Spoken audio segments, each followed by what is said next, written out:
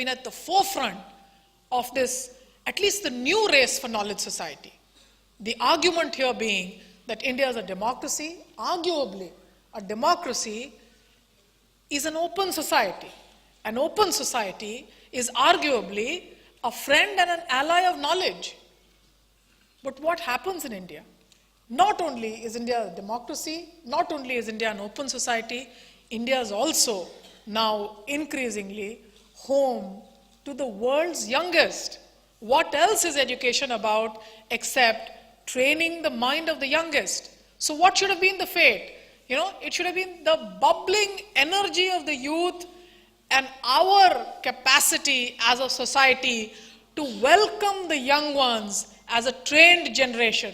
That should have been the USP of the Indian education system. Is that what we see? My surprise here is that I see this energy when I meet you. I see this energy when I meet you as you have negotiated and very successfully run institutions where training of the young minds happens in an engaging, intellectual, and successful way.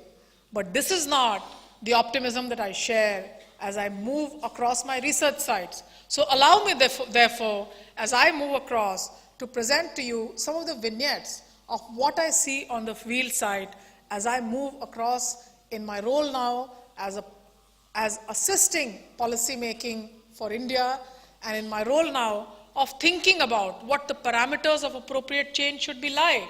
Now, of course, these are known facts. A lot of people tell us that quality is not so good. The ASR reports periodically tell us that learning quality is not very good. Now, let me give you the first example that comes from a Bihar situation.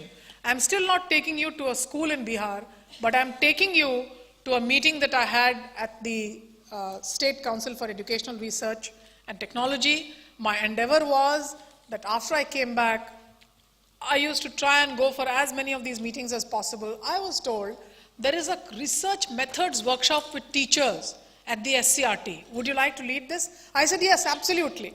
Now, when I go for this, I begin talking to the teachers and I say, what are your research proposals like? Now, I will speak this bilingually. I will speak this part both in Hindi and in this English. Is that okay with you? Because the teachers' responses will come so much more in their own language. Now, I said, आप अपने research proposals जो बनाए हैं हमसे बात कीजिए उसके बारे में मैं समझूं. Now, teacher one says, वर्तनी की गलतियां. Now, that word I didn't understand, was too tough. The second one gets up and says, spelling mistake में शुद्धियां. Now, it goes on like that. And I thought this was a fairly intelligent group of teachers. They were to be master trainers for the nearly 2 lakh teachers that have been newly recruited in Bihar. I said, why is it that a group of you only wants to do spelling mistakes? Do the students make so many mistakes? And why should spelling mistake be a topic of such importance that you do or your research on this? I was getting watered down. Now, you know what the response was? They said, no, this is not about the spelling mistakes the students make. We are going to do a sample survey of teachers and we are going to find out what type of spelling mistake the teachers make in class. Oh God. Now, I am not somebody who's brought up on foreign land. As I told you, I have studied in government schools in Mufassil, near rural areas up until class 3. I learned speaking English only when I came to an ICSE school in grade 3. And here I am, my very own teachers telling me that they want to take up a research project where they are going to judge in a sample survey the spelling mistakes teachers make. This is not the sample survey that is going to give you results of elections as some of you may have seen me do on television. I says, then I said, okay, let me not be, I said, what are the types of mistakes the teachers make? Then one of them, when they had comfort with me, they said, Pakshi bhi nahi spell kar sakte. I said, you mean they cannot spell Pakshi? Pa nahi kar sakte. I said, then Pakshi spell nahi kar sakte. Then I said, can they do singular to plural? They said, Pakshi se agar Pakshiyon ho gaya, to badi ki matra choti karne mein double galti karenge.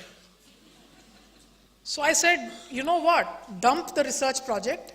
Let's contact now any company. Now here is where technology comes in. I said, let's contact a company wherein you can install a touch screen in your school and let a bird twitter on the screen.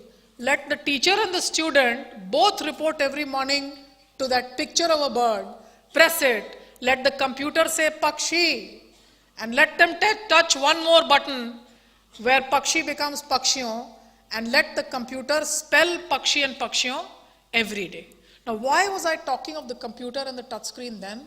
Because if this is the level of spelling mistakes amongst teachers, then we are looking at a DDT approach to spelling mistakes. Now, no amount of economic and technological research can tell us that we need to spell the bird correctly. That indeed is the heart of education. Now, where do you begin your corrections? If India's demographic dividend lies in its most populous states, and if this is the fate of the young, tender ones, and if this is the fate of the teachers, this is a moment when we all need to step back from our humdrum, from the mega blitzkrieg films that we make, from the mega stories about the politicians.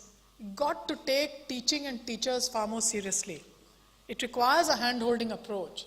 It requires someone to tell the teacher that you can't be in your profession if you can't do your Pakshi and Pakshiyon right. Now, the story that I had on the earlier slide, the Andhra Bihar story, that's the work that I've done at the LSE, and that's been published by the Oxford University Press as the contested politics of educational reform in India. A state like Andhra Pradesh, which wasn't so good at the beginning of the 1990s, does better than another one like Bihar. Remember, both of them were equally funded by the center. Don't take that story which says this state received stepmotherly treatment. That's the language of the politicians. I know as a policymaker that the center provided greater funds indeed to one of them that didn't do so well since the early 90s. So here I was looking at this lot of teachers, and I knew the reality more than anyone else. I was the one who had put the documents of the Government of India, UNICEF funding for the Bihar Education Project. I was the one who had been instrumental when that project transitioned to a World Bank funding. 20 years of greater central assistance, and this is where we stood, where we were still doing Pakshi and Pakshiyon. In comparison, in an Andhra Pradesh, for example, early investments had been made in teacher training under what was then called the Andhra Pradesh Primary Education Program. In Andhra Pradesh, for instance, when I would enter a rural school, whether it was a school in Mahbubnagar that now forms a part of Telangana, or a school in East Godavari. And remember, my work, which is published with the OUP and hopefully on their stalls, took me to the forests of Rampachodavram. So as teachers, I urge you to read books on policy reforms, to read books about the broader school of schooling, which I cover. Don't just read the text and the taught and the teacher. Read about the troubled world of schooling in India. The Rampachodavram forest, for example, there's a picture in that book of Chintal Nokkuraja. His nose was cut by the ultra-left extremist group that operates in the area. Now, why was that nose cut? He could still breathe. Remember, those two holes remained. It was a warning from the ultra-left group saying, if the teaching does not happen and if the midday meal is pilfered, this fate could befall all the functionaries. When I was doing the interviews, I went across then to the PWG members whose house neighbored the Girijan Vidyalaya where I was doing my research. I said, why did you do this? They said, we keep a strong vigilance. We'll not let you into the reasons of this, but we keep a strong vigilance in schools. So contrary to the beliefs that we have, all groups in India, left, right and center, agree on the fundamental importance of a good school for their young ones. But look at where the failures are. The failures are as simple as the fact that in Andhra Pradesh, for example, even the district education officer or the mandal education officer would know the poetry that was being read in the classrooms. In Bihar, they were still struggling to spell the bird. Now, this is not a very, this is not that big electoral difference कि केंद्र ने हमारे साथ सौतेला व्यवहार किया वगैरह. हमने अपने spellings ठीक नहीं किए. हमने अपनी कविताएं नहीं लिखी. It's about engaging with the intellectual who would write the poetry.